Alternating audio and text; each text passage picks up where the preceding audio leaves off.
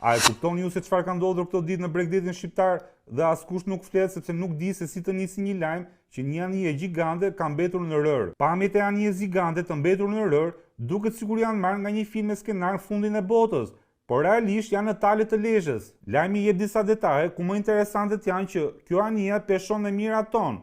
Është projektuar që të përballojë stuhi oqeanike, por mjaftuan disa orë moti i egër në Adriatik dhe ajo të humbas kontrollin dhe të përfundoj aty ku nuk duhet përfundoj kurrë, në rër. Që ka qenë një mot i keq në Shqipëri kjo dihet, sepse të gjithë i pan pamjet e shtëpiave të përmbytura.